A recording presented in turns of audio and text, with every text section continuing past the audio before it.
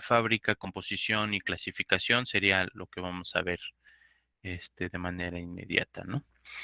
Para pasar a la parte central, que sería el equilibrio dentro de rocas metamórficas, la progresión, procesos metamórficos y culminar con algunas partes de los ambientes tectónicos en los cuales se originan estas rocas. Ok, entonces es muy cortito estos temas. Best le da más énfasis a la parte magmática, pero sí aborda las rocas metamórficas. Y en el libro de Frost, que también me está gustando mucho, no lo había así de manera honesta, no lo había revisado tan a fondo, es decir, ya lo había ojeado, pero no lo había revisado tan a fondo y me está gustando porque está muy sencillo para entender.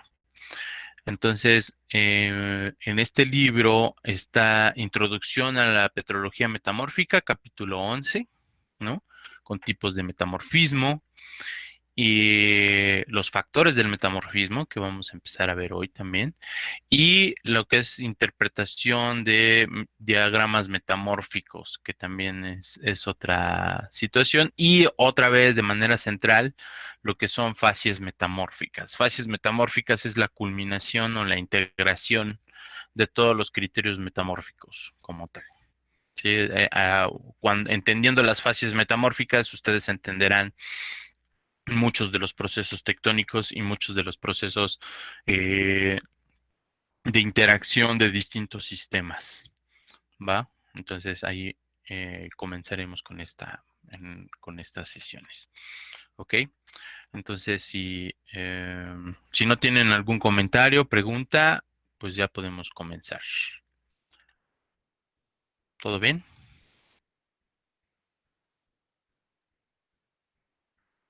Sí, todo bien.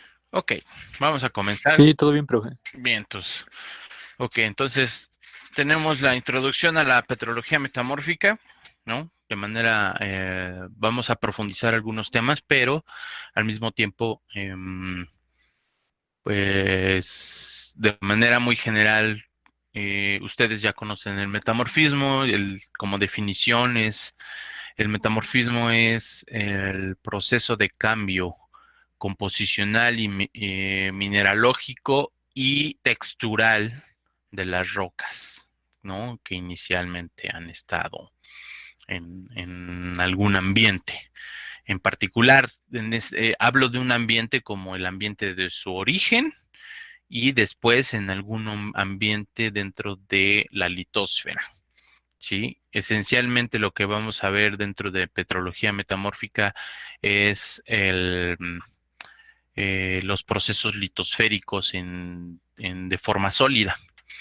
¿Ok? A diferencia de petrología ígnea, donde nos encontrábamos más con una interacción entre distintos sistemas, ¿no?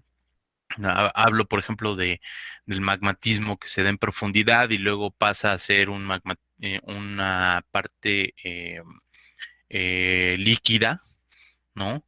Y luego esa parte líquida puede cristalizar dentro de la corteza o salir a otro sistema que es la atmósfera, como es los volcanes, ¿no?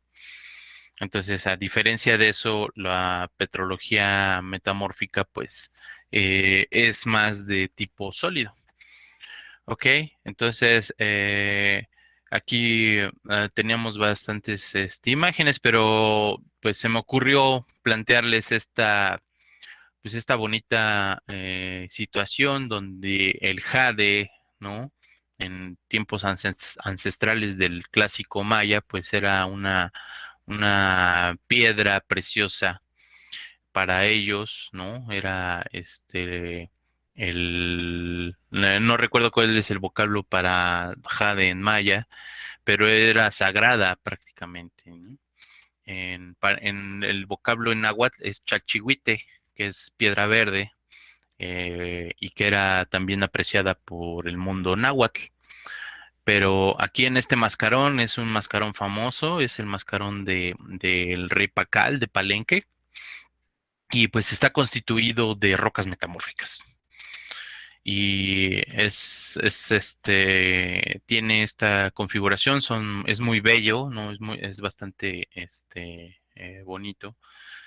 Em, y a- Tiene mucha relación con cuando vamos nosotros al campo y vemos una roca que tiene texturas fascinantes, pues de alguna manera pues nosotros como geólogos nos asemejamos a esos mayas que pues que si bien no pensamos que las rocas sean sagradas,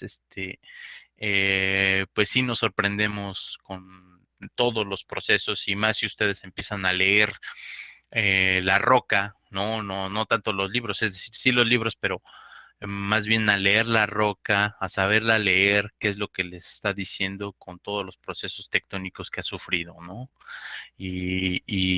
Una de ellas, o sea, una de esas informaciones, pues puede generar así muchas hipótesis y que encajan directamente con la tectónica de placas. Ok, bueno, ya de manera introductoria y terminando esta situación más romántica con respecto a las rocas, pues las rocas metamórficas tienen configuraciones muy bellas, muy hermosas también, con texturas muy particulares, ¿no? Pero también un geólogo metamórfico se puede meter en bastantes problemas si no empieza a entender algunos preceptos fundamentales. Y lo hablo de propio pie porque hay que regresarse mucho a los conceptos fundamentales para poder entenderlas desde el fondo. Entonces, eh, este es un curso que a lo mejor no llega tan especializado o tan directo a la profundidad de los temas. Sin embargo, pues sí vamos a tratar de razonar qué es lo que está ocurriendo de manera tanto textural como composicional. Ok, a ver acá. Permitir. Vale.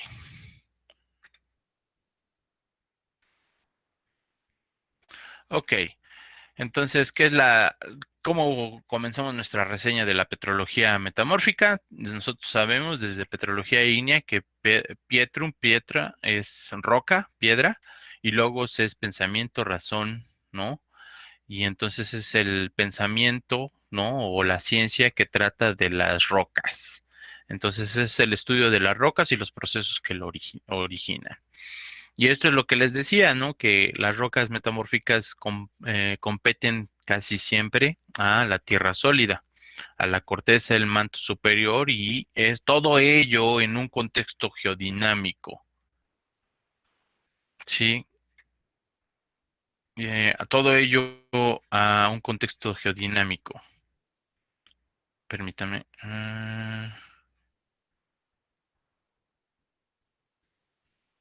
Sí, entonces la petrología siempre se puede dividir en petrología sedimentaria, petrología ígnea y petrología metamórfica.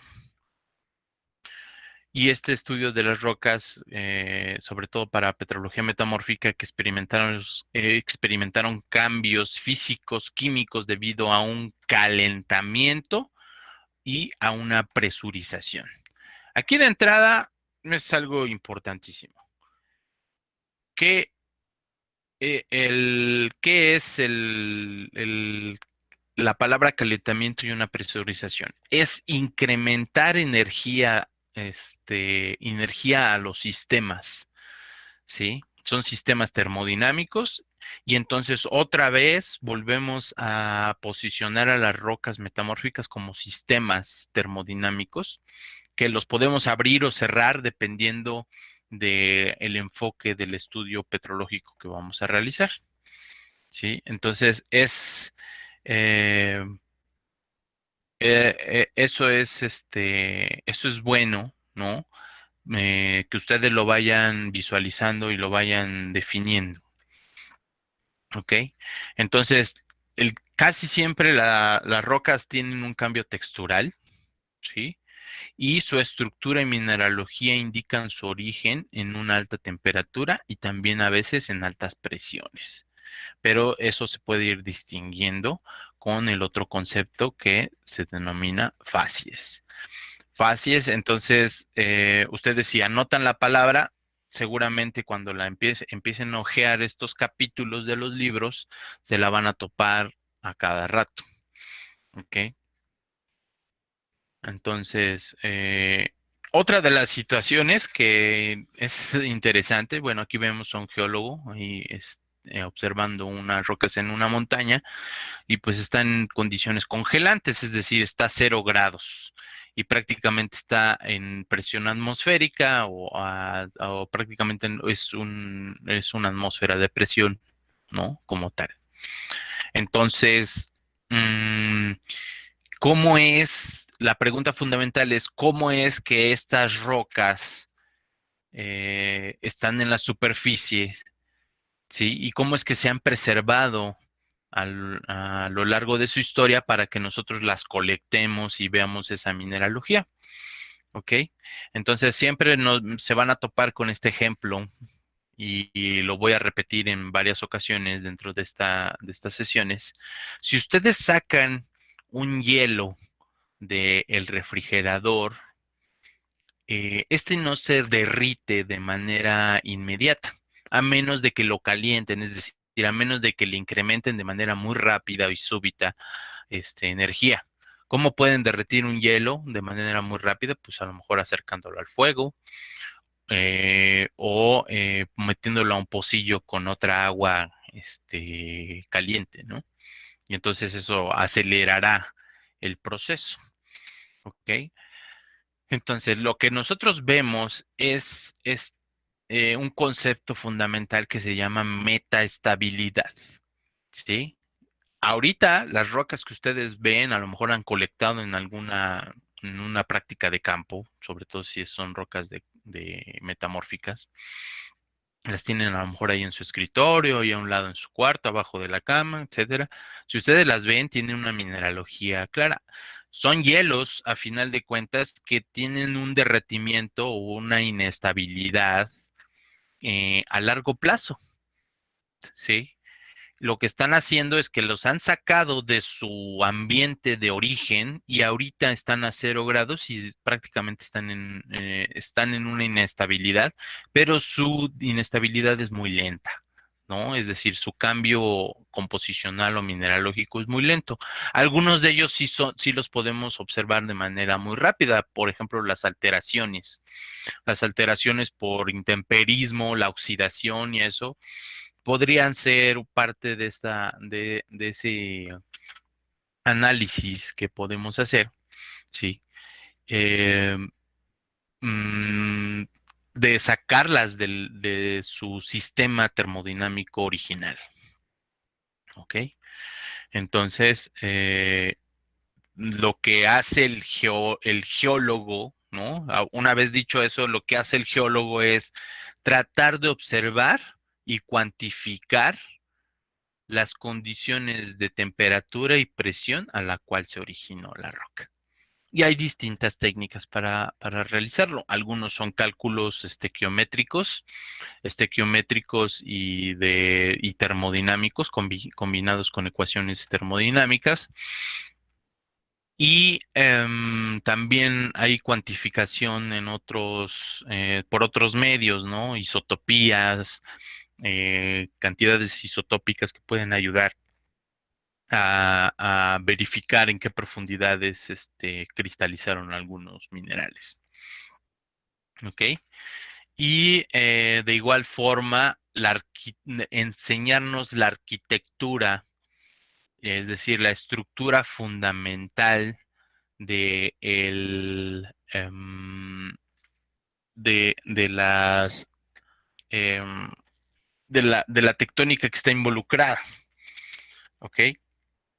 Entonces, esto tiene mucho que ver con el flujo de calor y ahora sí es la arquitectura termal y el movimiento de masas continentales, ¿sí? Estas masas continentales con la tectónica de placas modifican modifican a un lapso medio o largo, dependiendo de cuántos millones de años estén involucrados, eh, eh, tienen cambios en las condiciones termales. Es cambiante, esa dinámica, esa geodinámica hace cambiante las condiciones energéticas en las cuales se encuentran las rocas. Ok, entonces eso hace entender la naturaleza de las rocas metamórficas, es entender las condiciones de energía y materia. Y es el motor fundamental de la geodinámica interna de la Tierra. ¿Ok? Entonces, ¿cómo combinamos disciplinas previas o herramientas que ustedes van ya consiguiendo con la petrología metamórfica? Eh, Hay que tener algunos conceptos claros, ¿no? Uno es la inaccesibilidad espacial, ¿sí? Con levantamiento y erosión, nosotros podemos ver, ¿sí? Algunas rocas, es decir, la erosión puede exponer algunas rocas que estaban en posiciones más profundas.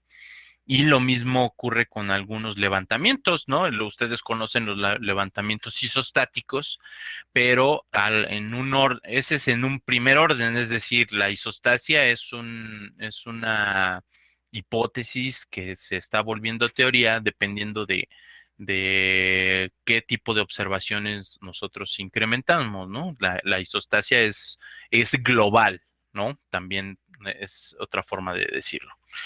Pero el levantamiento y erosión son fenómenos locales que ocurren dentro de principalmente la construcción de montañas. Entonces nosotros tendríamos accesibilidad espacial a las rocas metamórficas por estos procesos.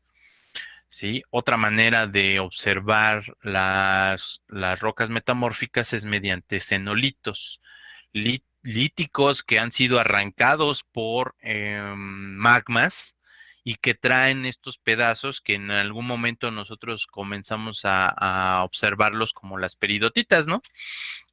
Ese fue nuestro primer ejemplo, pero el paso del magma hacia la superficie, em, pues puede ser más largo y cruza más litologías de las que nos podamos imaginar. Entonces, a veces esos magmas pueden arrancar pedazos de otros niveles corticales y entonces conocer esas composiciones, ¿no? Y también viene lo que es la evidencia indirecta. Nosotros ya lo conocemos, ya hemos platicado al respecto de la sísmica con la geofísica, pues lo que es las evidencias directas, ¿no? E indirectas de distintas superficies y su comportamiento geológico. Y la experimentación con la presión y la temperatura. Es decir, aquí, como habíamos platicado, en rocas ígneas, los hornos estos donde se simula la fusión parcial de algunos minerales o se simula también la cristalización fraccionada de algunos de ellos, igual, de la misma manera, pues también la experimentación, es decir, la petrología experimental, hace cálculos de presión y temperatura, a la cual son estables esas fases minerales. ¿Ok? Y una de las situaciones que hace más complicado es la inaccesibilidad, no sé por qué me pasa ahorita, temporal sobre procesos que nosotros lo sabemos, es decir, nadie ha observado el cambio mineralógico, más que es hipotético y eso, el crecimiento de un mineral a lo largo del tiempo, pues es algo que una vida humana no puede alcanzar, ¿no? Entonces, ¿qué es lo que utiliza la geología? El método científico es ampliamente funcional, ¿no? Es decir, aquí mm, se necesitan varias cosas. Antes que interpretar modelos, necesitamos describir, los fenómenos. Entonces ahí es donde entra el método científico. Entonces uno de los consejos que yo les podría dar es que no interpreten hasta tener la mayor parte de observaciones. Y esto tiene mucho que ver con el método científico. ¿Sí? Se tiene que plantear un problema, luego generar una hipótesis, definir una metodología clara que pueda ser repetida, generar los experimentos, describir los resultados y hacer observaciones de esos resultados y enseguida hacer una deducción, ¿sí? Hacer una deducción y una discusión al respecto. Ese es el método científico. Ujú. Entonces, antes de generar modelos, siempre en su mente tengan este camino, que es la situación que todo científico debe de valorar. Plantear un problema, generar una hipótesis, definir metodología, objetivos y enseguida formular experimentos u observaciones. Así es la única forma en la cual eh, muchas de las situaciones em, se pueden ahorrar bastantes situaciones complicadas y sobre todo en ambas petrologías, tanto ígnea como metamórfica. ¿Ok? Luego, la petrología experimental son técnicas sofisticadas para simular condiciones que no pueden observarse directamente. Y pues aquí tenemos un horno que le llaman los petrólogos experimentales muflas, y esas muflas son en sí hornos de distintos materiales, casi siempre las usan de porcelana, se mete la muestra y entonces a distintas condiciones de presión y temperatura, pues se observa si está cristalizando una fase o no, cuál es la velocidad de crecimiento, etcétera, o de diferencias de difusión de algunos elementos. Y eso puede ayudar a el entendimiento y calcular, incluso generar tablas que nos ayudan a definir parámetros por cada mineral, ¿no? O especie mineral o grupo de minerales, familias de minerales. Ok, entonces, los materiales y procesos, entonces la petrología son rocas formadas a partir de las rocas metamórficas, y las rocas ígneas son rocas formadas a partir de procesos geodinámicos. Eso también lo debemos de tener muy claro. La tectónica de placas es un factor fundamental por el posicionamiento de los sistemas energéticos. ¿A qué hablo como sistemas energéticos? Los dos principales son gradiente geotérmico y gradiente geobárico. ¿Ok? Y entonces la petrología se apoya de la petrografía con descripción y clasificación de las rocas y la petrogénesis, que son los procesos que originan a las rocas. Entonces, la petrología metamórfica utiliza la química y la física para interpretar texturas y composiciones de minerales. Los petrólogos utilizan en conjunto la parte teórica, ¿sí? Generan hipótesis al mismo tiempo, se hacen experimentos, ¿no? Estudios de laboratorio, pero sobre todo los estudios de campo. Yo no tengo que decir que soy un creyente, simplemente soy un fiel defensor que la observación de campo nunca va a ser rebasada por los estudios de laboratorio. Ustedes pueden tener el laboratorio más sofisticado, que con el renombre, que si tiene componentes japoneses, alemanes, etcétera, ¿no? Como tal, con esa situación, pero ese dato no es nada, ¿no? Realmente no es nada si no le confieren un contexto geológico. Y ese contexto geológico únicamente se los da el campo. Ujú. Únicamente se los da la observación directa de las rocas en el campo. ¿Ok? Entonces, eso para mí es fundamental que ustedes lo vayan entendiendo. Entonces, en la teoría se basa en la química, en la física, particularmente la termodinámica, ¿no? En sistemas energéticos y la explicación de los mismos, la cinética de las reacciones, es decir, en la química, ¿no? Hacia dónde van los componentes y la ciencia de materiales, su comportamiento químico y físico. Ujú. Entonces, la experimentación se usan aparatos para alcanzar condiciones de alta presión y alta temperatura. Aquí veíamos esta mufla que aparte está colocada con unas prensas, ¿no? Que le imprimen cierto tonelaje. Y ese tonelaje, eso es un peso, ese peso que se aplica ahí, pues define a lo mejor la reproducción, la reproducción de la presión. ¿Ok?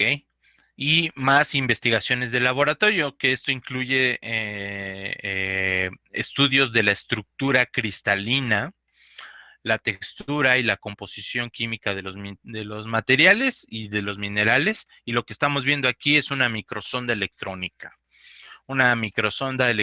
de barrido en la cual se hacen analizar distintas muestras. Podemos ver en algún momento del transcurso de eh, de lo que es este mes, algunos ejemplos de qué es lo que significa.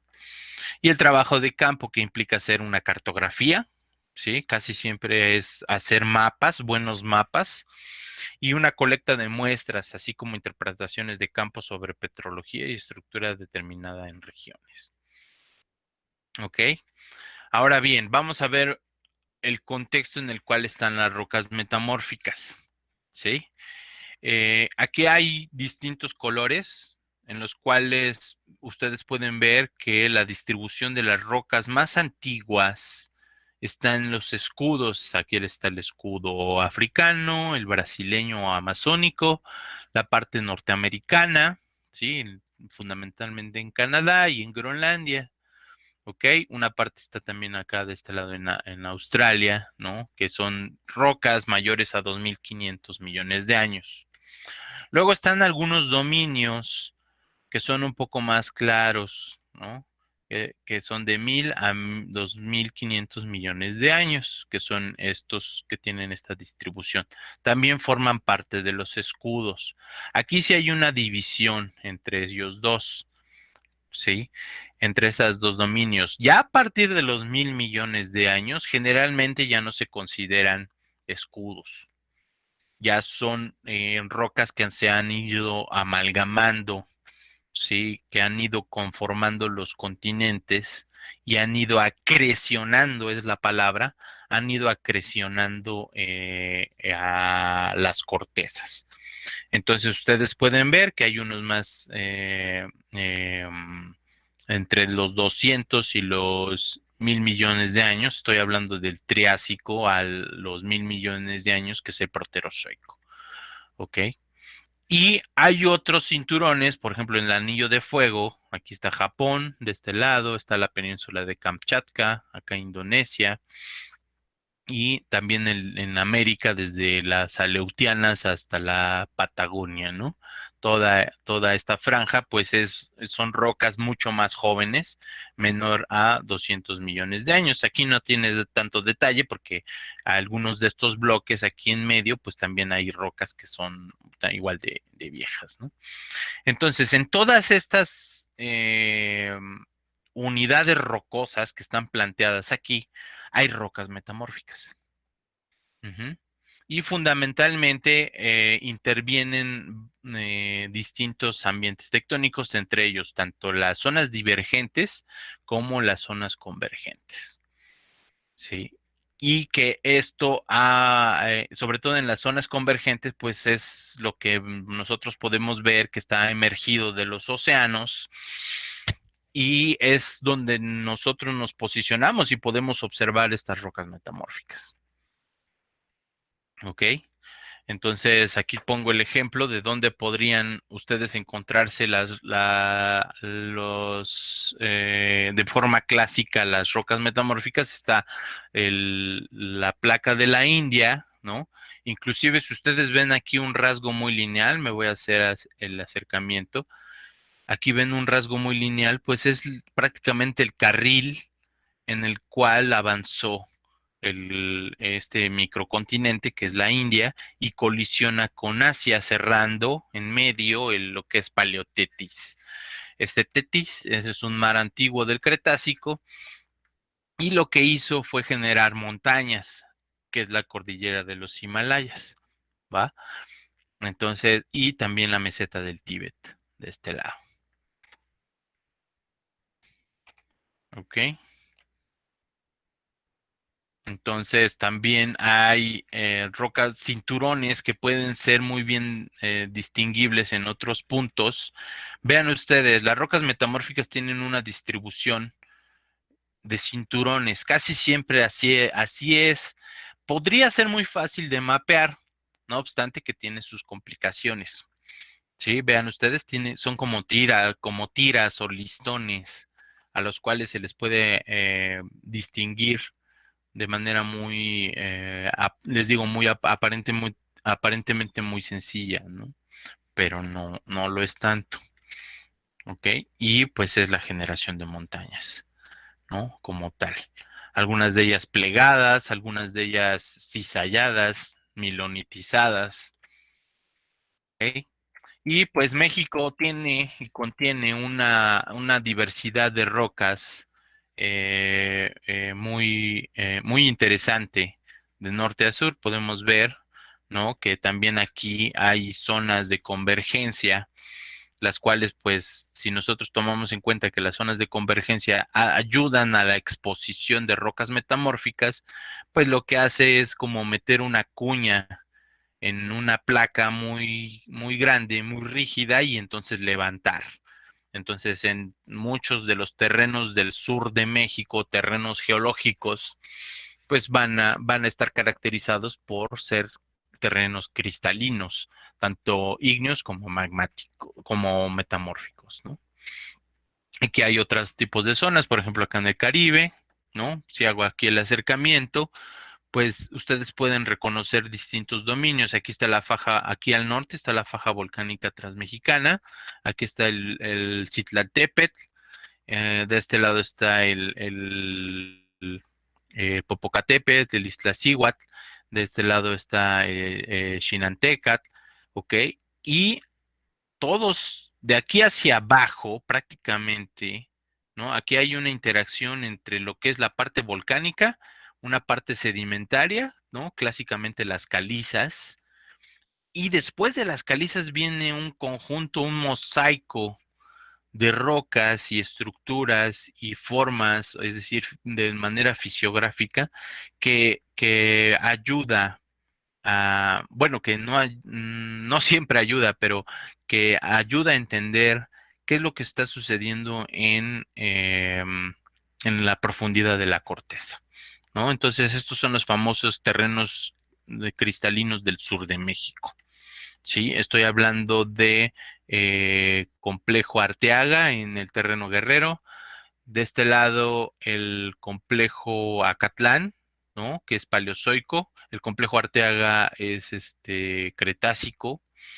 Es de este lado está el complejo oaxaqueño, ¿no? Ahí en la ciudad de Oaxaca, desde Tehuantepec hasta Oaxaca y casi topando en este lado van a encontrar el complejo oaxaqueño, que es proterozoico, 1.000 millones de años. De este lado van a encontrar esta franja que está aquí, son las montañas de la Sierra de Juárez. Acá uno sube de la ciudad de Oaxaca a Guelatao, donde nació Benito Juárez, y esta sierra pues se encuentran también complejos metamórficos importantes.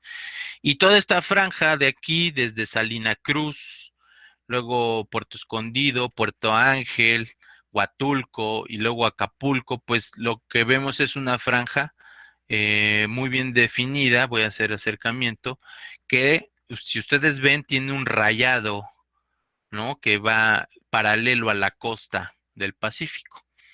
Este terreno se le llama terreno Xolapa y son rocas metamórficas cenozoicas y también plutónicas. ¿sí? En algún momento también lo vimos en una imagen, como esos manchones de color rojo, ¿no? Que estaban al sur de México, ¿no? Y se van hasta prácticamente hasta Michoacán, esa franja, ¿no? ¿Ok? Hay otros lugares con rocas metamórficas importantes, el macizo de Chiapas, ¿sí? En esta posición que está aquí al sureste de México, y los complejos metamórficos de allá de Sonora y de Chihuahua, y algunos que otros en Baja California, un poco más dispersos, pero también no menos importantes, ¿no? Entonces aquí estamos en este mosaico donde hay rocas metamórficas y de qué edad son. Ustedes, ya les voy a compartir la liga del donde pueden bajar la Carta Geológica Mexicana para que ustedes se den cuenta de cómo es este mosaico, ¿no? Dentro del mapeo y vean lo que les decía, aquí prácticamente distintos colores por parte de la diversidad de rocas que están contenidas en Sonora principalmente, algunas que otras acá en Baja California, ¿no? Aquí en la península del Vizcaíno. Hay otras rocas metamórficas que están un poco más adentradas, pero son manchones, son prácticamente algunos puntitos o lunares dentro de la cartografía. Esto es la Sierra Madre Oriental, esto es la Sierra Madre Occidental.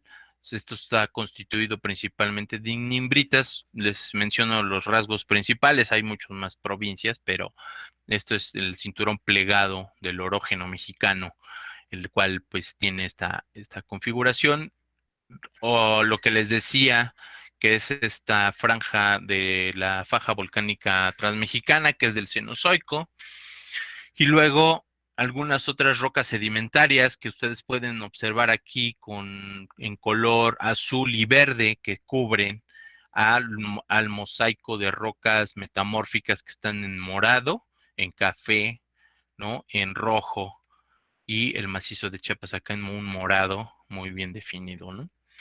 Entonces, vean ustedes em, esta configuración es bastante, les digo, es bastante interesante. eh, y posiblemente, pues si ustedes están más interesados, pues le van a poner más énfasis en las provincias geológicas mexicanas, ¿no? Ok, entonces, ¿dónde están esas rocas metamórficas? Hay orógenos jóvenes, ¿no? Ya lo habíamos definido. Aquí este rayadito que nosotros vemos aquí en estos continentes. ¿De qué estamos hablando de que son orógenos jóvenes? Pues desde el Triásico, Jurásico, ¿no? Triásico, Jurásico hasta Cretácico, más o menos, Cenozoico. Serían distintos orógenos jóvenes. Y hay orógenos antiguos que están registrados sobre todo en los cratones o como raíces corticales, de las cuales algunos de ellos sí tenemos en México. ¿Ok? Entonces aquí nosotros resumimos que las rocas metamórficas dan una historia global de los procesos a los cuales hacen la geodinámica terrestre, ¿sí? Y hay que pensar, hay que determinar cuáles son las preguntas fundamentales, qué es la geología, en qué se basa, ¿sí? ¿En qué se ocupa la mineralogía? ¿Qué procesos geológicos ocurren durante la generación de una roca, como puede ser una cuenca sedimentaria? Y estas preguntas en sí son para definir la historia de las rocas, es decir, de dónde provienen los volúmenes rocosos, ¿sí? Son muchas preguntas geológicas muy, muy definidas, pero aquí esta hilación, es decir, el cómo encadenamos estas preguntas, pues nos va diciendo, ¿sí? Que todo apunta a que los procesos litosféricos son los que mandan la configuración terrestre y son nuestras preguntas fundamentales, ¿no? Yo creo que nuestra pregunta fundamental es cómo conecto el origen de una roca a la tectónica de placas. Esa es una de las preguntas más importantes que nosotros nos podemos hacer como geólogos, y de la cual pues vamos a tratar de entenderlo en este curso, ¿no? Entonces, ¿qué libros vamos a subir ahora a la plataforma? ¿Sí? Los principios de petrología metamórfica, únicamente definido. Ustedes ya conocen el Myron Best. Ya subí también Microtectonics, que es un poco más relacionado a geología estructural y zonas de cizalla, pero que también cambia las texturas de las rocas. Entonces, Microtectonics de Pacher es un clásico. Petrogénesis de Busher también es muy bueno, ¿no? Pero este tiene un efecto más termodinámico. Entonces, quien esté más interesado en estas cuestiones, pues ahí vienen muy buenas definiciones. El Winter clásico y algo que uno de las Biblias prácticamente del trabajo de petrología metamórfico es Metamorphic Phase Equilibria and Pressure Temperature Time Paths, que no es otra cosa que el equilibrio de fases metamórficas y pasos de presión, temperatura y tiempo. ¿Ok? Que va definiendo mucha mineralogía, muchos diagramas. Este libro es fundamental de ir entendiendo y ojalá si alguien está interesado, pues lo pueda conseguir. Ok, también de entre Spear y otro Thompson, creo, también está fase equilibria in Metamorphic Rocks. Y, por supuesto, nuestro libro de cabecera, que es Earth Materials, ¿no? Que también tiene un apartado de rocas metamórficas. Voy a irme a él, ¿no? Aquí en Philpots, Philpots.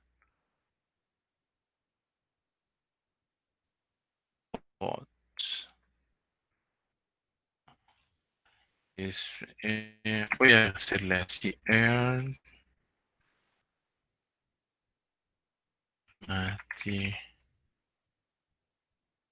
está. Philpots es con doble T.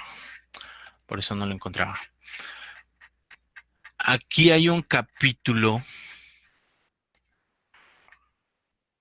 que habla de mineralogía de rocas metamórficas.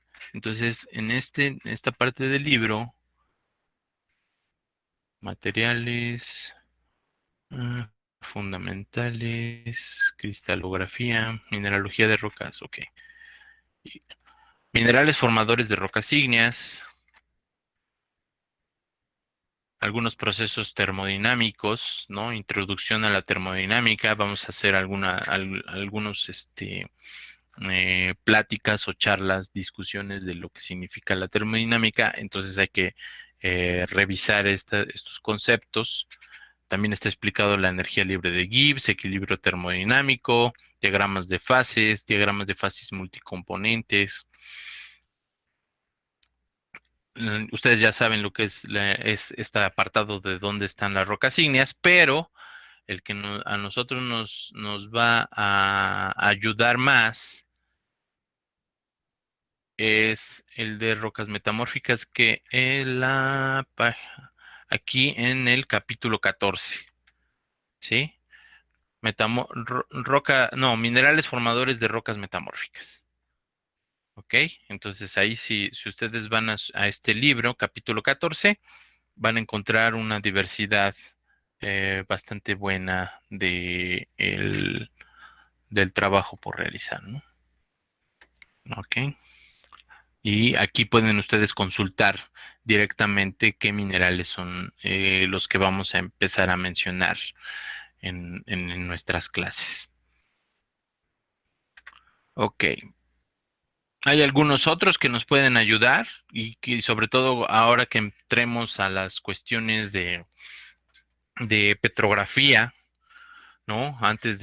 Ojalá que ya en algún momento podamos resolver la situación del microscopio y la cámara. pero aquí pues mineralogía para petrólogos, atlas de rocas metamórficas, atlas de rocas ígneas, ¿no? La ciencia del material, y también me atrevo a definir que hay otro libro que a lo mejor no está aquí, que es el DIR. El DIR, ustedes también ya lo tienen dentro de las familias de minerales. Ustedes, es fundamental que ustedes tengan el libro DIR, porque en ese conjunto de familias, pues pueden ustedes generar un mejor acervo y terminología de cada uno de ellos, ¿no? Bueno, ya dicho esto, vamos a definir lo que es el metamorfismo y equilibrio. ¿Ok? Entonces, estas son las rocas metamórficas. Así las observamos, así las vemos. Muchas de ellas con cambios texturales, ¿no? Muy bonitos. Son rocas cristalinas, ¿no? Casi todas tienen esta configuración muy distintiva, ¿no? Entonces, el metamorfismo es un cambio de forma en las rocas. Entonces, en petrología es la transformación directa de las rocas, y es importante saber que las rocas ígneas, las rocas sedimentarias, eh, también pueden generar procesos que las transforman. Es decir, hay algunos de ellos que son exógenos, como el vulcanismo, que ya habíamos mencionado anteriormente, o algunos procesos diagenéticos que son superficiales, y eso compete a petrología sedimentaria. No obstante que para el metamorfismo va a ser un conjunto de transformaciones en escala atómica, es decir, nos vamos a ir hasta la configuración atómica, donde se desarrolla en estado sólido. Siempre se va a desarrollar en ese estado, a pesar de que a veces podría haber una interacción fluido-roca, pero ese fluido tiene unas características especiales, ¿ok? Y que ocurre en la corteza y en el manto, ¿ok? Entonces tendremos son cambios texturales, mineralógicos y posiblemente también reacomodos minerales y atómicos, por supuesto. Entonces estamos en esta parte del ciclo de las rocas, en las cuales una roca sedimentaria puede volverse roca metamórfica, una roca ígnea puede volverse roca metamórfica. Una roca metamórfica puede irse progresivamente cambiando a otro tipo de roca metamórfica, ¿sí? Y entonces las flechitas en las cuales el camino a seguir, pues no siempre es lineal, es decir, no siempre es el mismo caminito. Sí, entonces esta parte del reciclado, pues sí funciona, pero es de manera idealizada, ¿ok? Entonces, donde vamos a ver nosotros es en los procesos metamórficos. Y aquí viene algo fundamental, a lo mejor dentro de sus clases de geología general, ustedes saben los límites del metamorfismo. ¿Alguien sabe cuáles son?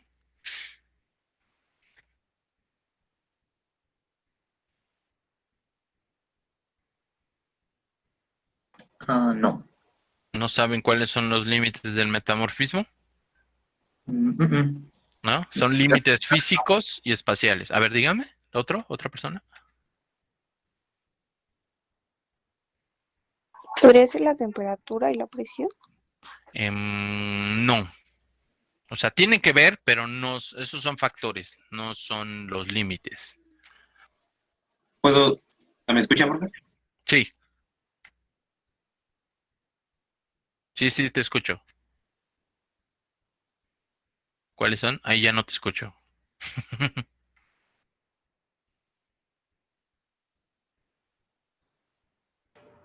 ¿Me escucha? Ahí ya, ahí ya. Puede ser, pues, como menciona, ¿me escucha? Sí. Ujú. Sí, pues puede ser, cuando empieza el metamorfismo es por la litificación de los sedimentos a muy altas temperaturas y, pues, bueno, me imagino que ya para terminar el metamorfismo, pues es antes de que se funda completamente la roca. Exactamente. Y pues de estos, entre estos dos pues límites, pues hay pues como usted dice, propiedades físicas como el esfuerzo y pues la elasticidad y la...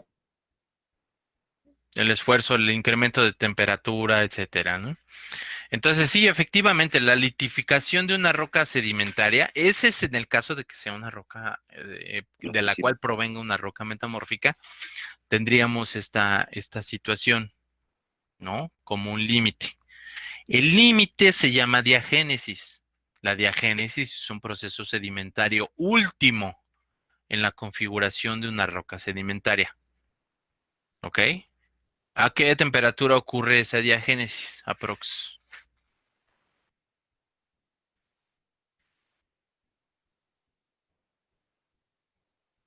¿No se acuerdan?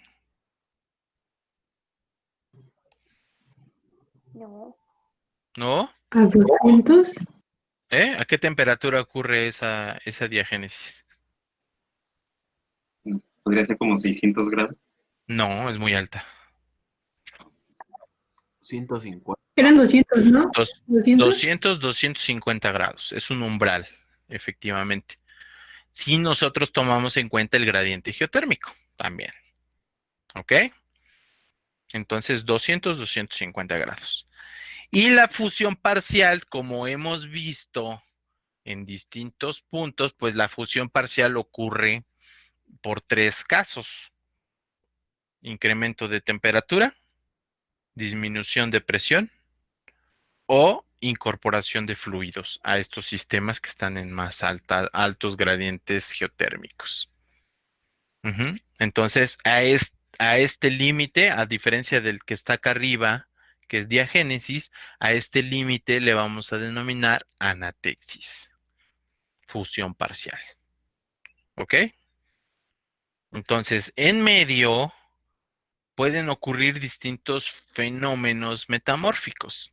Y este diagrama, bueno, sí es muy simplificado, porque a lo largo de la temática que vamos a manejar, pues se pueden ir complicando los sistemas metamórficos. No es únicamente una cuenca que se profundiza o que se va enterrando por más y más sedimentos.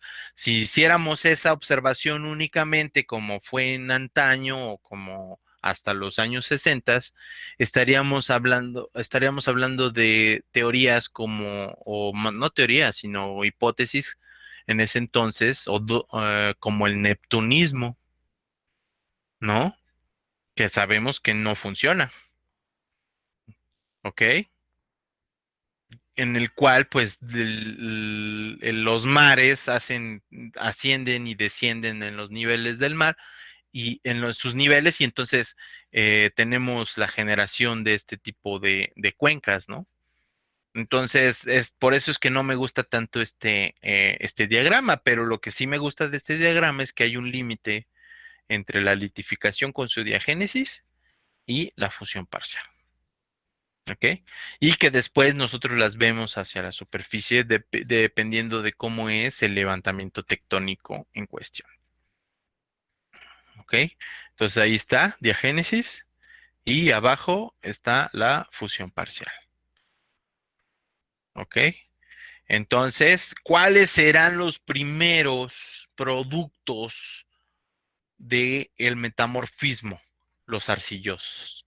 La generación de hilita, ¿sí? La generación de hilita como una arcilla metamórfica, ¿sí? En algunas zonas de cizalla, de falla o al mismo tiempo en algunos sedimentos que están siendo litificados. La aparición de hilita es el comienzo. Sí, es el paso de la diagénesis a metamorfismo.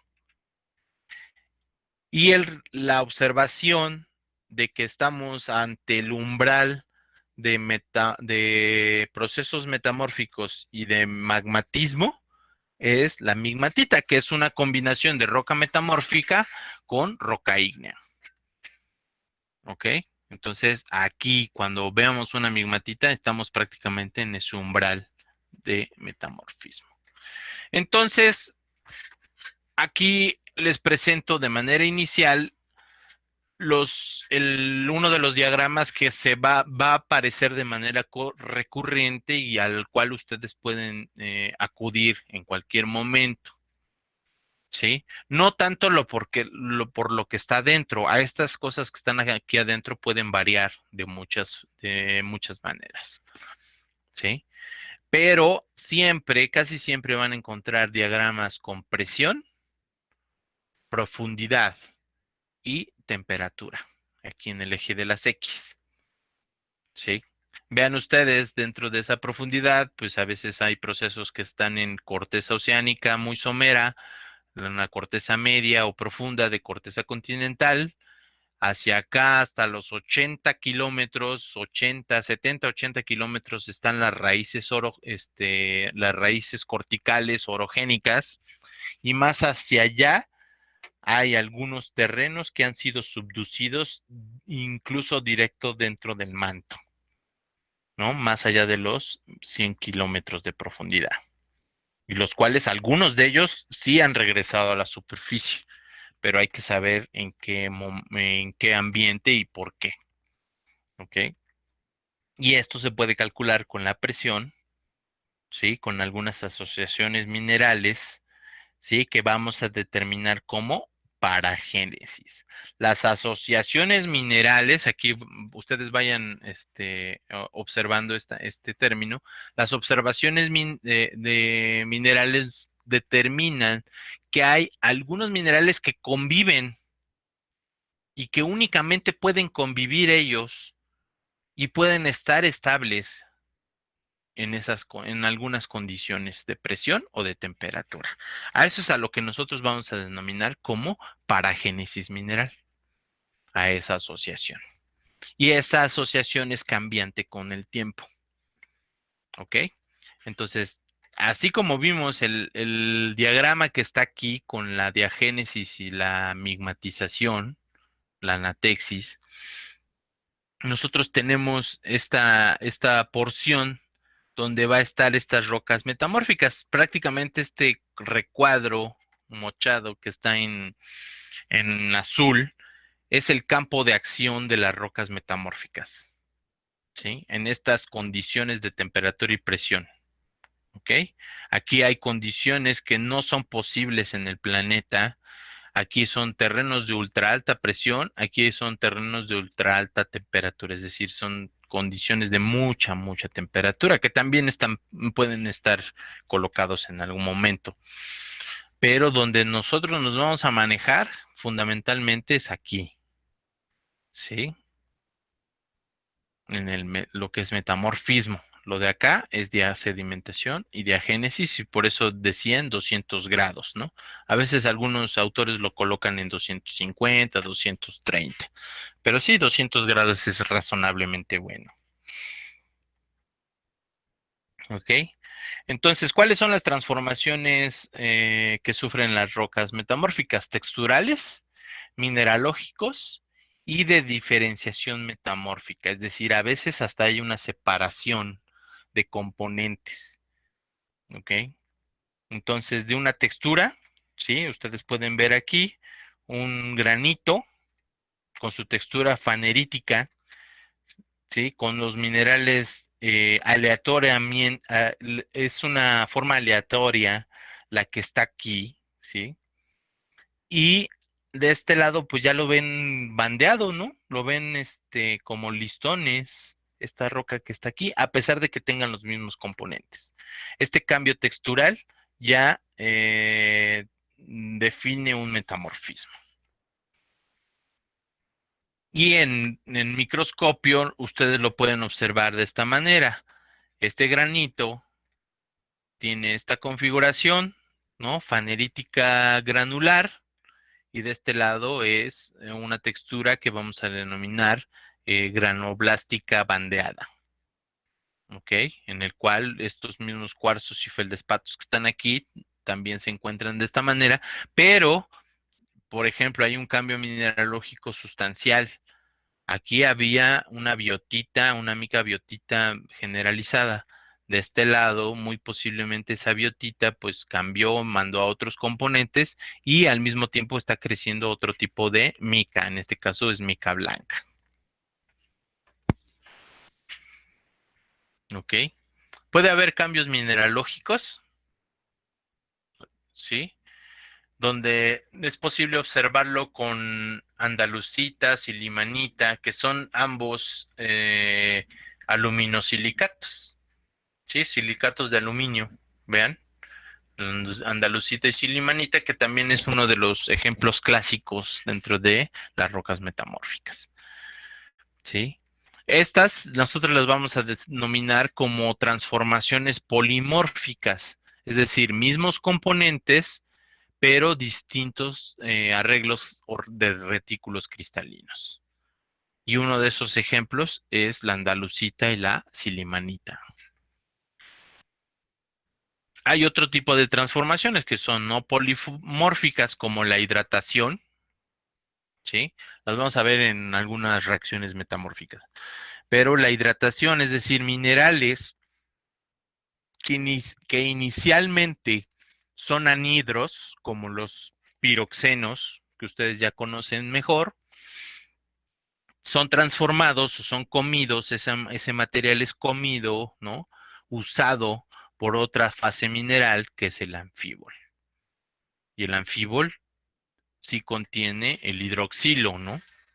Entonces eso quiere decir que está incorporando agua a sus retículos cristalinos. Y hay otras que son de intercambio iónico, ¿ok? Como en este caso el titanio, ¿sí? En rutilo y en la titanita. Uh-huh. Es como la titanita como calcosilicato y el rutilo como óxido de titanio, ¿sí? Y hacen un intercambio iónico que generan este tipo de texturas, que incluso definen una corona. Son coronas de reacción, muy bien definidas en campo, muy bien definidas en microscopio de barrido electrónico. ¿Ok? Y hay otro tipo de conceptos que nos pueden ayudar, como la diferenciación metamórfica, que es una redistribución de los constituyentes minerales y puede producir una estructura bandeada que vamos a denominar como neisica, gneis, ¿ok? Los gneises, ¿sí? A partir de texturas muy gruesas, pueden diferenciarse y separarse en distintos componentes. Este Mm, Este es un problema bastante fuerte para los petrólogos porque todavía no se explica de manera muy sustancial qué es lo que significa la separación. En términos, ya hemos hablado de la electronegatividad, hay una afinidad química en algunos minerales y sobre todo con algunos elementos en los cuales pues son atraídos directamente para formar retículos cristalinos estables. Y entonces se producen también este bandeamiento que también tiene mucho que ver con el estado de esfuerzos en la corteza. ¿Sí? Si ustedes han estado en sus clases de geología estructural, saben que las rocas están sujetas a régimen de esfuerzos, ¿sí? Y hay tres tipos de esfuerzos. ¿Cuáles son? El de cizalla, el de tensión. ¿A eso se refiere? Y compresión, ¿no? Mm, de compresión. Bueno, eso sería como en un ambiente tectónico. Elasticidad. Pero ¿cuáles son qué es esfuerzo? Ahorita vamos a entrar de lleno a él, ¿eh? Pero qué es esfuerzo?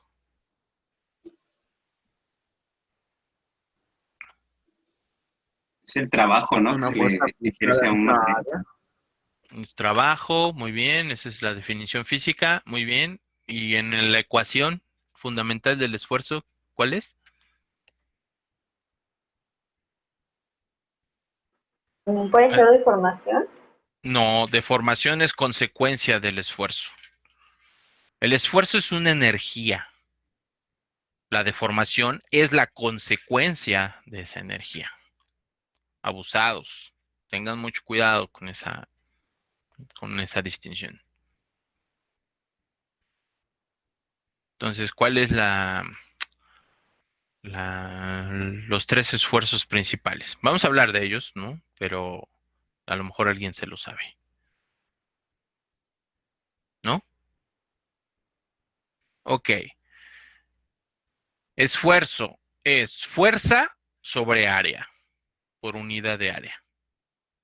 Es una fuerza, ¿sí? Es una energía aplicada a un área en específico, y en este caso para nosotros las masas rocosas.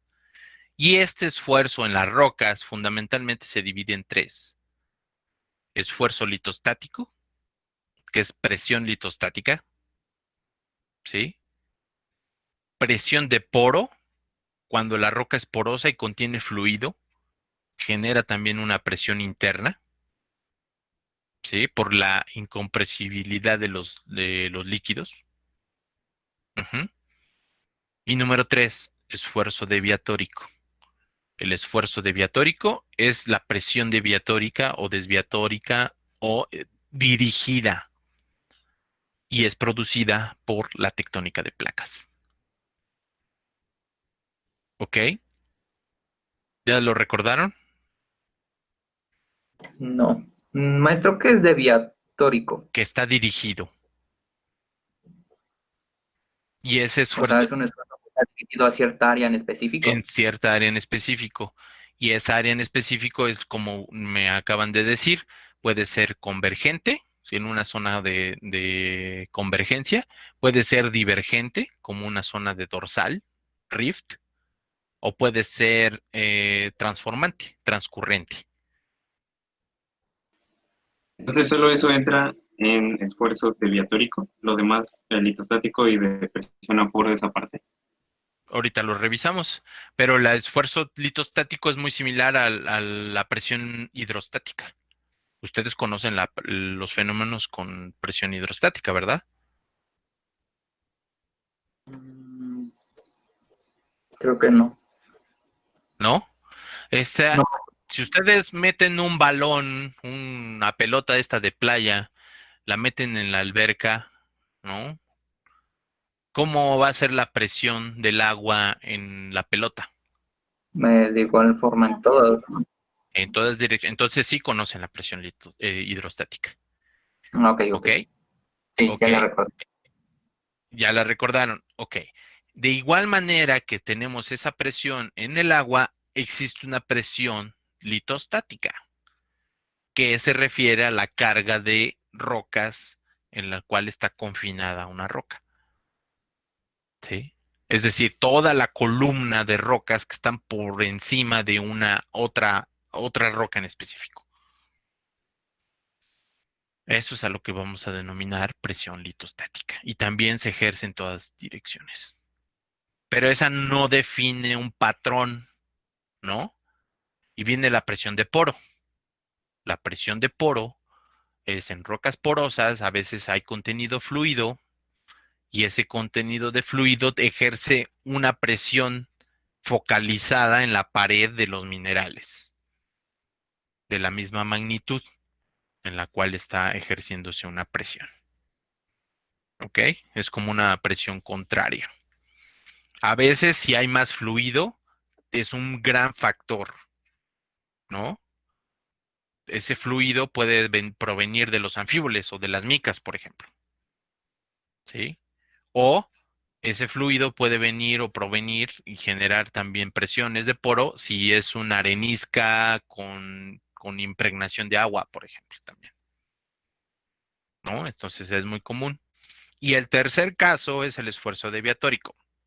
Ese esfuerzo deviatórico tiene que ver con el régimen tectónico en el cual nos encontremos. ¿Quedó claro? Ujú. Profesor, Sí. ¿podría mencionar otra vez la de poro? Es que la verdad es que no le entendí muy bien. Ok.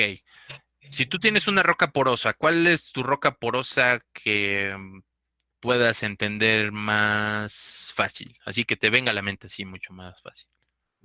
Una escoria.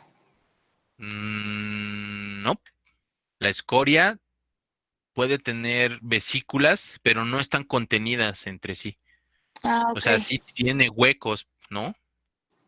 Tiene huecos, sí. O sea, Ajá. esa parte sí es muy buena en observación, pero no siempre esas burbujitas que quedaron congeladas con las Son vesículas poros. son poros interconectados. Ah, ok. Ok, ¿vale? ¿Qué otra Ajá. roca te viene a la mente con porosidad? No, y no hay ninguna. ¿Una ¿No? lutita?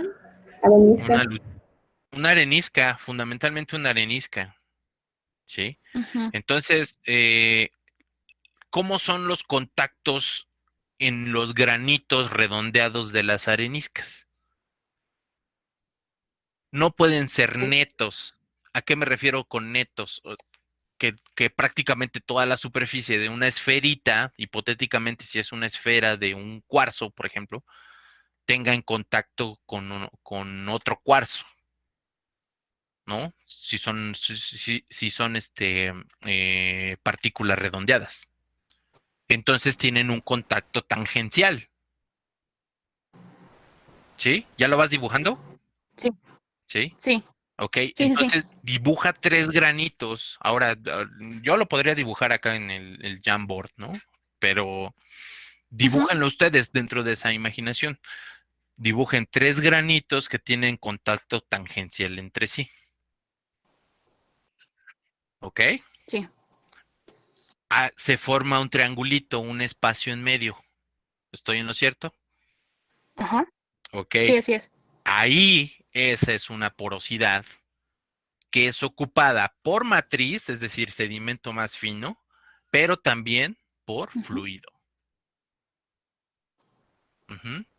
Entonces, cuando Sí. hay una presión confinante, como la presión litostática, de la misma manera que ustedes agarran uno de estos bolis, ¿no? Un boli lo comprimen, ¿no? De esos Sí. de hielo, lo comprimen, el agua no es compresible, tiene que viajar a otro lado. Entonces, esa es la presión de poro, fundamentalmente. Ah, ok. Entonces ya Ujú. nada más quedarían los granitos, pero en este caso nuestro fluido es el que se va a otro lugar, ¿no? Exactamente, y hace porcentajes de hidratación de algunos minerales. Los anfíboles tienen un Ah, porcentaje de ok. hidratación del 3%, las micas del 4, 3, 2%, las micas. Y Sí, entonces al irse el fluido, bueno, tendríamos también un reacomodo de minerales. por supuesto, porque muchas veces ese fluido se lleva iones disueltos a otro lugar. Ah, ok. Muy bien, Perfecto. Bueno, ¿sí? gracias, ya lo entendí. Sí, gracias.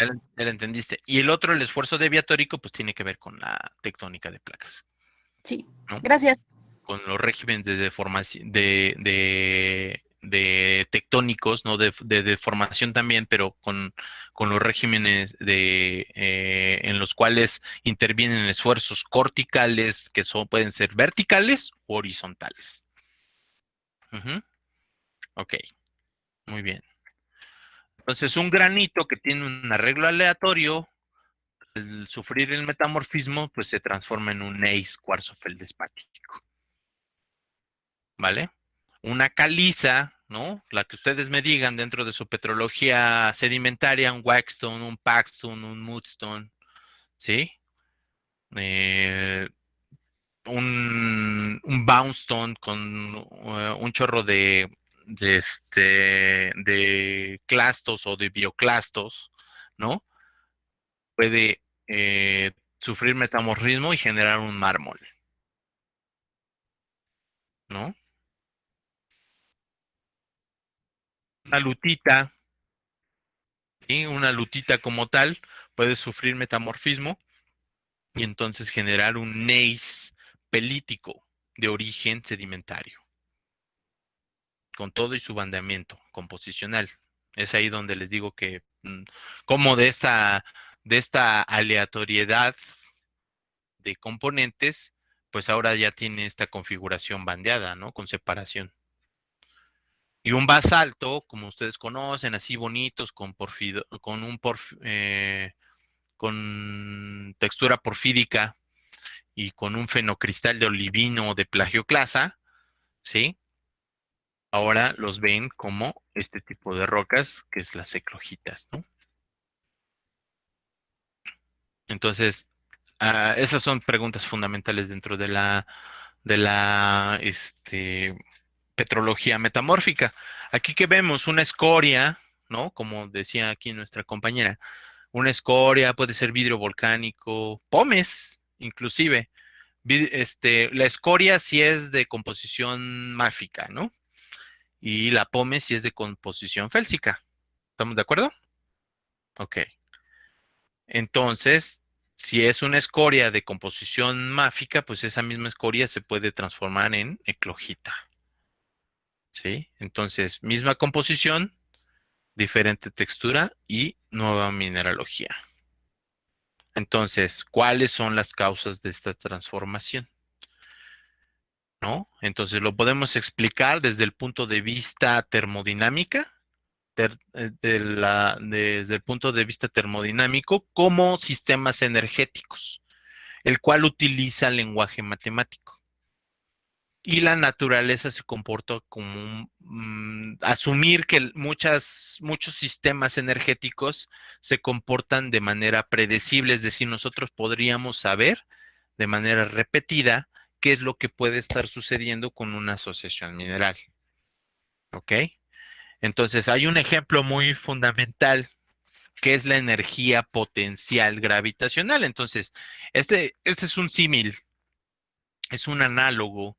Aquí tenemos una persona, imagínense ustedes en una loma que están rodando una llanta o una roca, ¿no? Y hay una especie de tope aquí antes de que se decante esa, em, esa bolita o esa pelotita o esa llanta, ¿no? Para que baje en la colina y pues es a veces muy divertido de ver, ¿no? Incluso de niños pues hasta se metían en las llantas y podían rodar, ¿no? Espero que hayan hecho esa experiencia. Entonces, una persona empuja, pero tiene que trabajar, generar una energía, ¿sí? Para superar el tope y entonces decantar ese rodamiento, ¿no? A ese tope le vamos a llamar energía de activación o energía potencial, ¿sí? Y en muchos casos, y sobre todo aquí en petrología, lo van a ustedes encontrar como potencial químico, que es la energía mínima para que se produzca una reacción. Entonces, esta llanta o esta roca o esta parte, esta esfera que está aquí, estaba posicionada en un punto energético que tiene todo el potencial para desencadenarse hacia abajo. Lo mismo las rocas, tienen una energía potencial que simplemente está conferida por su existencia, por los átomos que tienen. ¿Ok? Y esa energía se puede desencadenar en una reacción. Y esa reacción va a estar determinada si sobrepasa esa energía de activación. ¿Ok? Entonces puede ser un ligero sobrecalentamiento, puede ser mucho calentamiento también, o la aplicación de un esfuerzo. ¿Sí? Deformación no es una energía. Deformación es la consecuencia de la aplicación de esa energía. ¿Ok? ¿Sí entendieron esa diferencia de concepto? Por favor, es muy importante.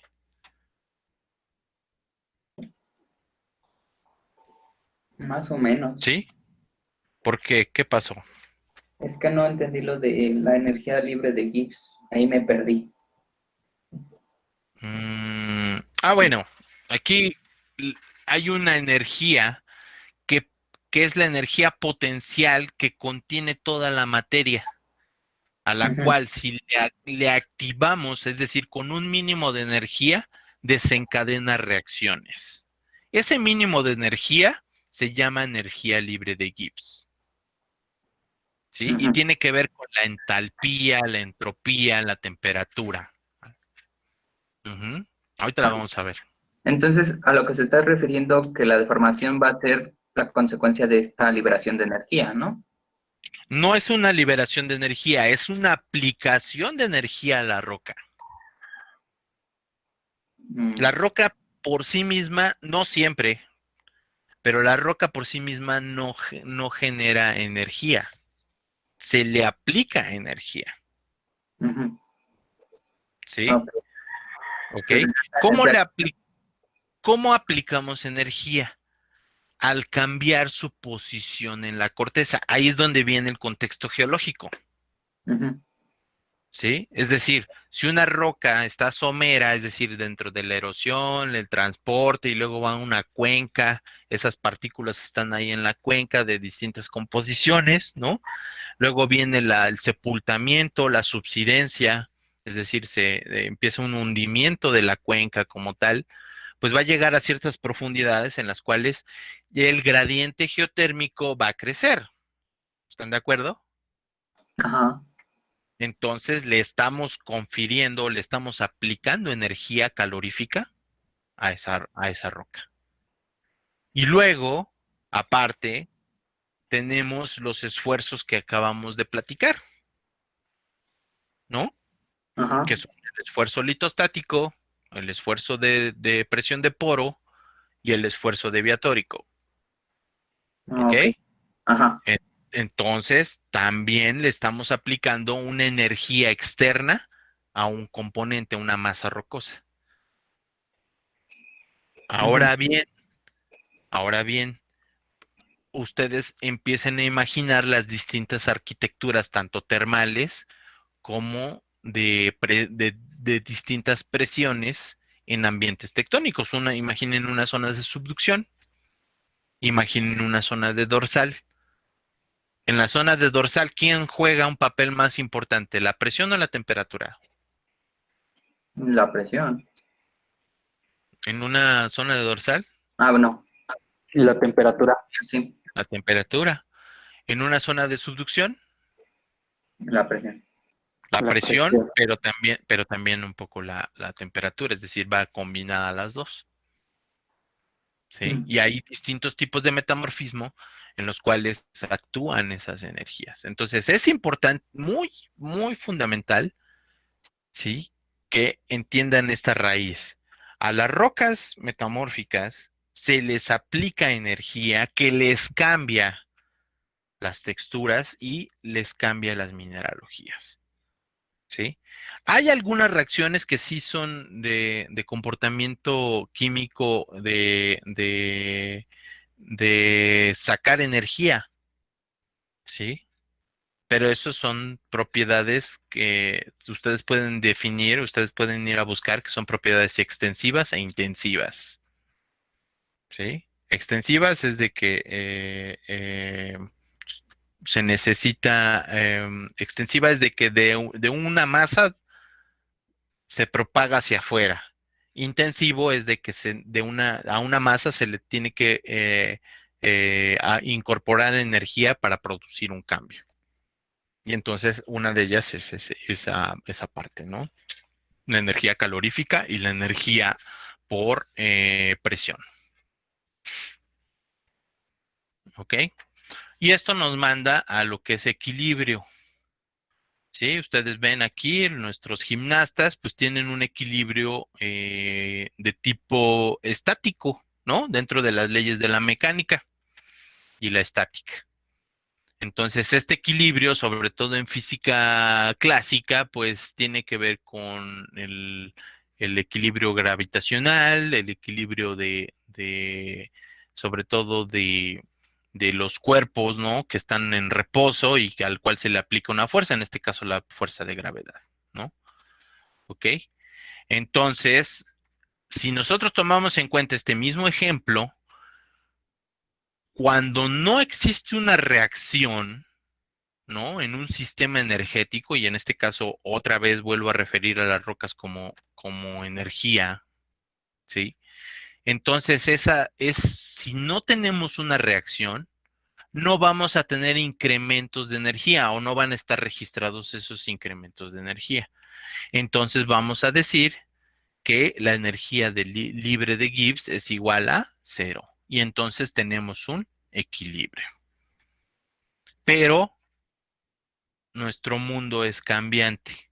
La tectónica de placas nos evidencia que la corteza terrestre está en un constante cambio, no se diga el manto, ya nosotros sabemos que hay corrientes convectivas, sabemos que hay zonas de subducción, sabemos que hay zonas de las dorsales, sabemos que hay ciclo de Wilson con apertura de continentes, ¿no? Ruptura y apertura de continentes, deriva continental. Entonces no es estático, el planeta no es estático. Entonces el mismo metamorfismo no es estático. Entonces siempre está buscando el equilibrio que en algún momento puede caer o decantarse en una u otra reacción. ¿Sí? Y esto es lo que denominamos el principio de Chatelier. ¿Sí? Entonces, si se modifican las condiciones en las cuales un sistema está en equilibrio, dicho sistema reaccionará para mitigar la modificación. ¿Sí? Es decir, para que la energía de reacción sea mínima.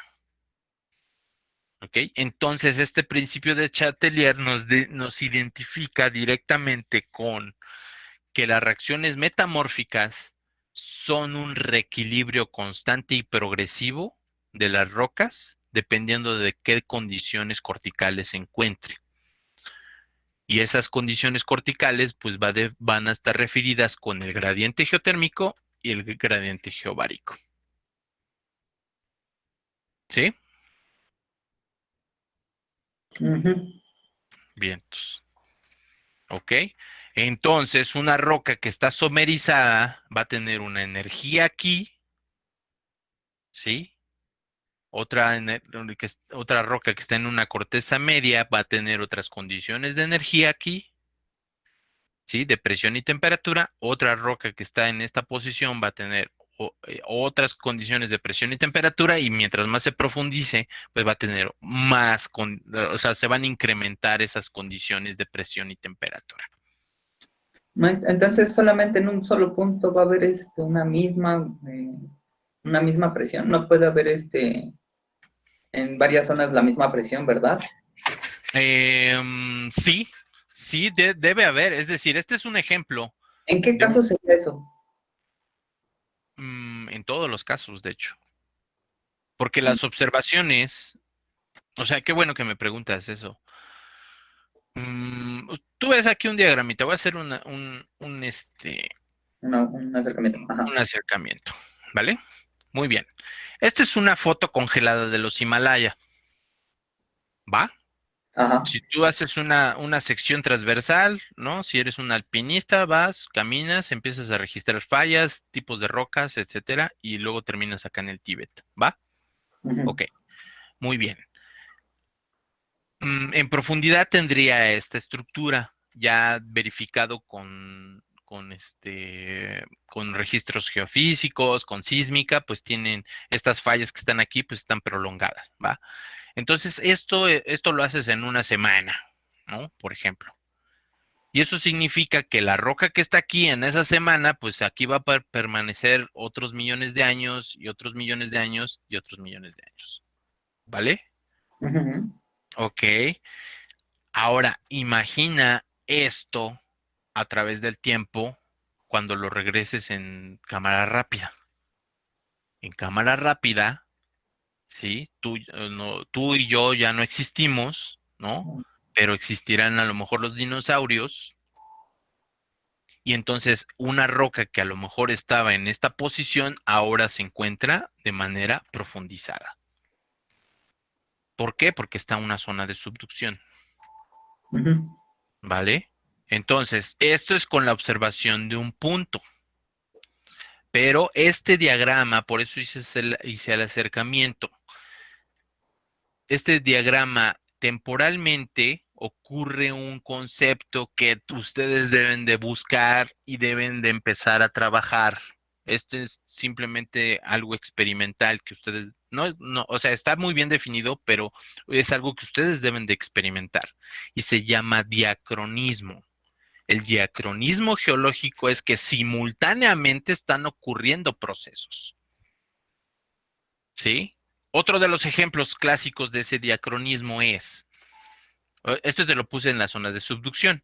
Mientras que en esta roca aquí está somerizada, aquí en profundidad, esa misma roca puede estar más profunda. ¿Va? Otro de Ajá. los, otro de los procesos diacrónicos pueden tener una relación espacial. Mientras aquí hay magmatismo, acá arriba hay erosión. ¿Sí? Ujú.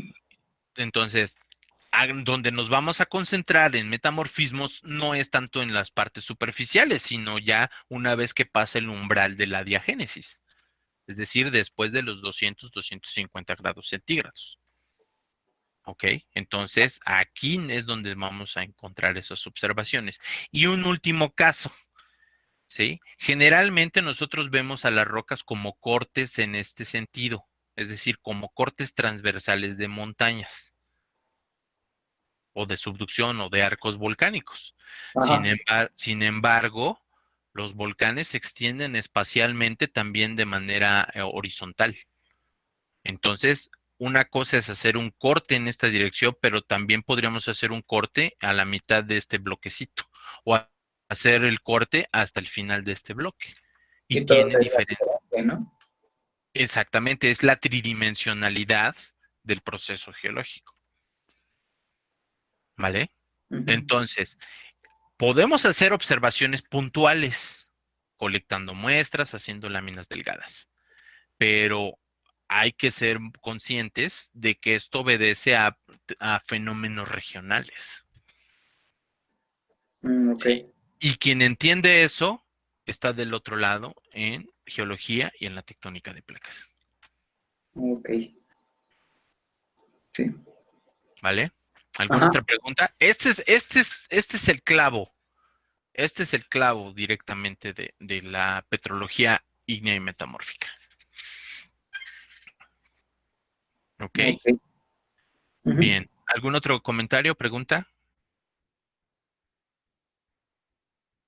¿Sí se entendió? ¿Sí están captando la idea?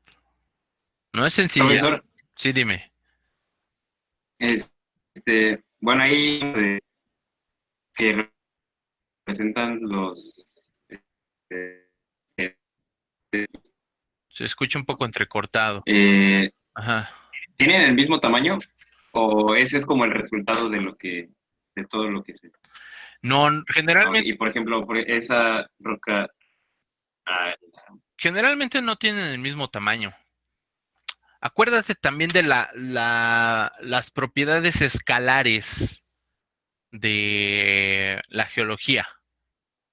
A veces podemos ver un mapa y empezar a concentrar la distribución espacial de la aparición de un mineral en un mapa, ¿sí? Es decir, en XY, latitud, longitud, ¿ok?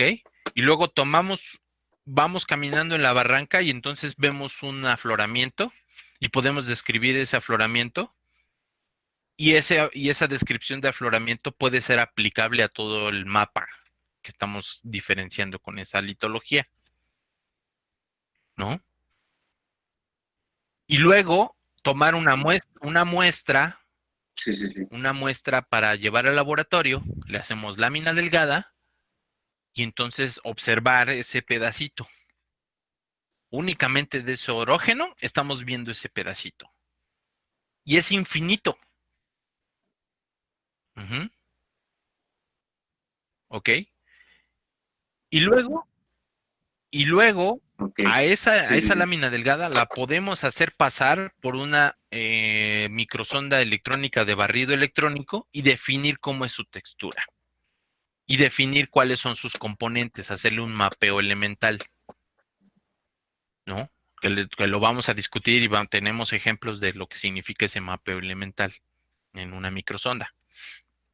tú le puedes decir a la microsonda, mapéame manganeso. Y entonces en el mineral te mapea el contenido de manganeso, te resalta el contenido de manganeso. Y tú le puedes hacer con cualquier elemento, ¿no? Bueno, casi todos. Algunos no se tienen estándares. Pero sí, tú le puedes decir, mapéame uranio. Y entonces mapéame uranio en esta plagioclasa. Y entonces te mapea el uranio. ¿Ok? Y también tiene un significado geológico el contenido de uranio en esa plagioclasa. Es decir, en qué posición cortical puede incorporarse mayor contenido de uranio. Ujú. Entonces, acostúmbrense a ver la geología de esta manera escalada. ¿Sí me di a entender? ¿Sí? Sí, ¿Alguna profe. otra pregunta? Maestro, en este caso, bueno, si tomamos esto a gran escala regional, la toma de muestras, ¿cuánto abarcaría de eso?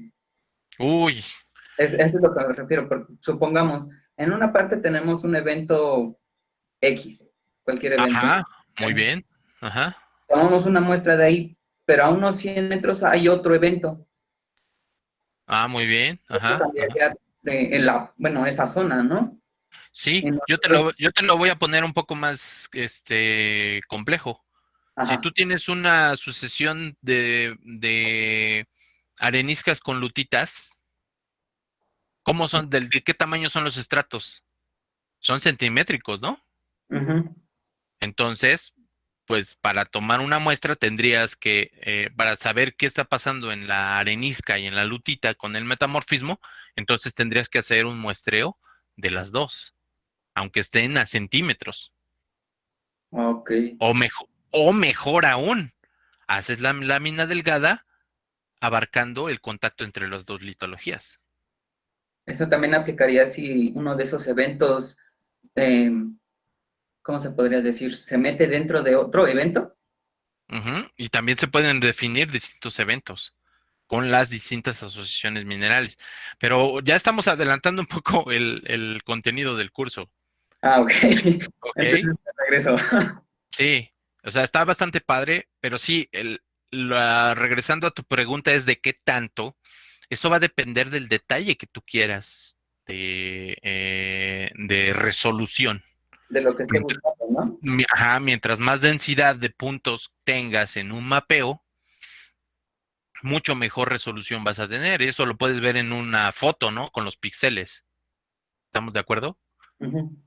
Entonces es prácticamente lo mismo. Mientras más puntos de observación tengas del fenómeno, mejor resolución vas a definir. Es decir, más preciso vas a tener entendido el fenómeno, ¿no? Ujú. ¿Ok? Sí. Entonces, a eso es a lo que me refiero, ¿no? Entonces, hay distintos tipos ya hablando de manera ingenieril, a veces los yacimientos minerales están definidos por hidrotermalismo. El hidrotermalismo es un proceso metamórfico. Y a los ingenieros les dicen, ¿sabes qué? Sácame un mallado a 200 metros, a 50 metros. Entonces, esté o no esté, sí o sí, cada 50 metros se hace una toma de muestras, ¿no? Puede ser un mapa o en la mina o en el tajo de mina, etcétera, ¿no? Para ir definiendo el contenido mineral. Entonces, ahí también habla de una resolución técnica con ya una malla de muestreo predeterminada. Entonces, Ok. también así funciona, ¿no? Y la otra es un criterio más libre, ¿no? El otro criterio es más libre e individual y tiene que ver con qué tanto quiero entender del proceso, ¿no? Ajá. Entonces, a veces cuando se hace una cartografía que te gusta de 20 por 20, ¿sí? De 20 kilómetros por 20 kilómetros, a veces alcanzas a tener muestras entre 80 y 150 muestras para lámina delgada. de las cuales de esas 80, 30 son muy representativas y de las cuales de esas 30 únicamente haces análisis a 10, porque son las que te van a propiciar mejor información, ¿no? Ok. Entonces también aplica el método científico e ir discriminando la importancia o ponderando, dándole importancia a la sistemática de tu información, ¿no? Ujú. ¿Va? Sí. Entonces sí me siguen en las ideas, todo bien. Ajá. Por el momento sí. Por el momento sí, ok. Bueno, una roca que en el paso del tiempo puede estar somerizada, pues puede estar en estas texturas fundamentales de rocas metamórficas que están foliadas. Una es la pizarra. Ese es en el caso de que sean rocas sedimentarias. Ojo, ok. La pizarra, la filita, el esquisto o el gneiss. En en estas texturas hay una transformación metamórfica progresivamente con crecimiento de nuevos minerales. ¿Ok? No siempre es así de sencillo, porque hay trayectorias de las rocas que sí van hacia profundidades mayores, pero hay otras que van a profundidades más someras. Ujú. Y eso también tiene un nombre en el proceso: metamorfismo prógrado y metamorfismo retrógrado. También lo vamos a ver a detalle. ¿Ok? Y esto es interesante porque aquí nos colocan, el autor de estas diapositivas nos coloca el equilibrio. ¿Qué significa?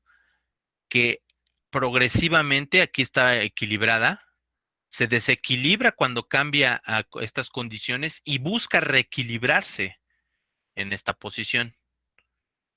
Pero luego la tectónica de placas lo lleva a mayor profundidad, entonces vuelve a estar en condiciones energéticas mayores y tiende a buscar ese reequilibrio químico. ¿Ok? Hasta el último punto donde otra vez vuelve a cambiar de manera progresiva las condiciones de presión y temperatura y entonces vuelve a buscar ese reequilibrio. ¿Sí? Entonces siempre el metamorfismo tiene esa condición, una transformación metamórfica que tiende al equilibrio. ¿Ok? Entonces hay distintas trayectorias. La trayectoria que va en esta condición hasta la mayor profundidad, ¿sí? Y alcanza el pico de temperatura o el pico de presión, le vamos a denominar trayectoria prógrada. Y la trayectoria que hace una somerización, es decir, que va hacia condiciones más superficiales, le vamos a denominar trayectoria retrógrada. ¿Ok? Entonces, así es como a veces encontraríamos algunas de las texturas y muchas rocas que en un inicio estuvieron en una profundidad mayor, ahora las encontramos en la superficie. La acción del metamorfismo retrógrado, pero también al mismo tiempo de sacarlas en estas cuñas, en estas estructuras en la parte superior, ¿sí? Es la acción similar a sacar el hielo de la nevera, a sacarlas del congelador. ¿Ok?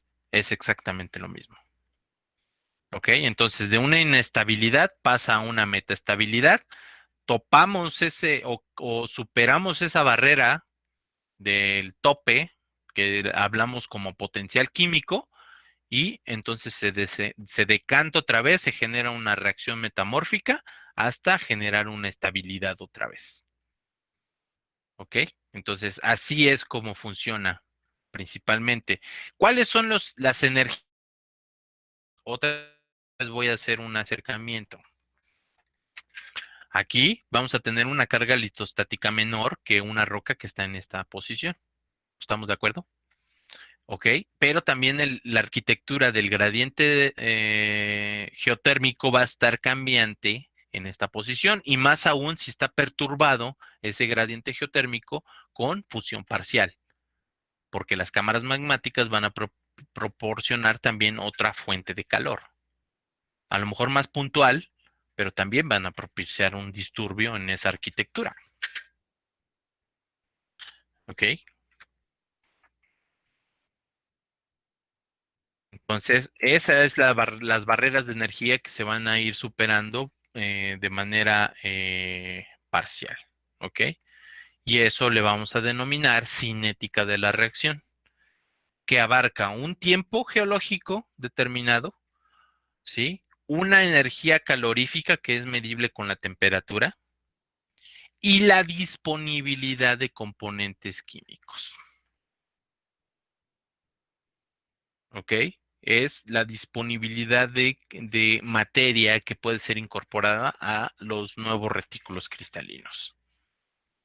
¿Ok? Y eso es lo que nosotros denominamos dentro de estas etapas de inestabilidad y luego superar esa barrera de energía le vamos a denominar metaestabilidad hasta decantarse toda esa reacción y generar un nuevo mineral que sea estable a esas condiciones de presión y temperatura. ¿Ok? Entonces, aquí culminamos nuestra primera sesión. El siguiente clase veremos lo que es el factores del metamorfismo y ustedes los pueden encontrar, ¿no? Si quieren anotar uno de los factores es el calor, determinado o medido con la temperatura, la presión, con sus tres componentes que ya discutimos aquí, pero que los vamos a detallar, ¿ok? La composición de la roca inicial, porque no es lo mismo metamorfizar calizas que metamorfizar basaltos, ¿sí? A pesar de que puedan estar en las mismas condiciones de presión y temperatura, ¿ok? La presión de poro también de manera determinada, si hay fluidos presentes ahí y qué tipos de fluidos, si es agua o dióxido de carbono, ¿ok? Los fluidos y el tiempo, la deformación, ¿no? Me faltaba la deformación, el estado de esfuerzos de manera deviatórica, si es un esfuerzo gravitatorio, es decir, vertical, o tiene una componente tectónica que puede ser horizontal, ¿ok? Ahí es donde interviene dónde está el máximo esfuerzo, sigma 1, sigma 2 o sigma 3. Y por último, el otro factor es el tiempo geológico. Entonces, esos son los 5 factores del metamorfismo. Y eso es lo que vamos a ver en la siguiente clase. ¿Estamos? Sí, profesor. ¿Vale? ¿Alguna pregunta? ¿Comentario? No. ¿No? No, Ok. profesor. Bueno, eh, creo que es todo bien. El lunes ya es el examen. Abarca hasta el día de hoy, ¿ok? Como algunos de los conceptos fundamentales. Y nos vemos el lunes, ¿no? Igual a la 1, son 2 horas, son 10 preguntas, ¿ok? Y entonces la mecánica del examen, pues ya se las daré en ese instante. Se libera a la 1 de la 1 de la tarde.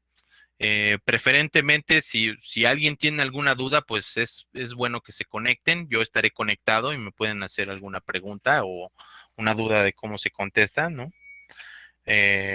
No obstante, pues espero ser lo más claro posible para la liberación de las preguntas, ¿no? Y se cierra a las 3 de la tarde. Entonces, una vez cerrado, a las 3 de la tarde tienen o cuentan con 15 a 20 minutos para mandar el PDF completo. Un solo PDF, por favor, ¿no? De forma completa y entonces ahí, después de esos 15 a 20 minutos, haré descuento de su puntaje. ¿Estamos de acuerdo? Sí, Profe, el tema de hoy entraría Para el tercer parcial, ¿verdad? ¿O para En- este también? entra para este, sí, Ah, ok. Gracias. vale. ¿Alguna otra pregunta? ¿No? Bueno, pues pongan atención a su estudio. Yo les tengo comentarios de sus presentaciones enseguida.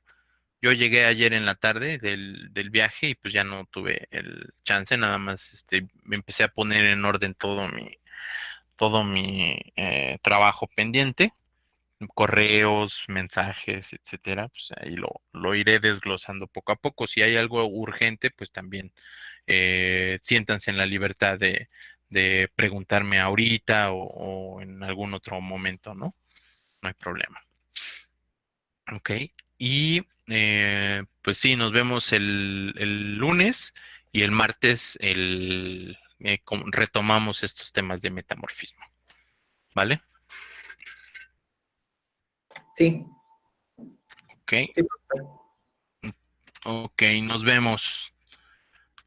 Se cuidan. Nos vemos, hasta luego. Adiós. Hasta luego, Hasta luego. profe.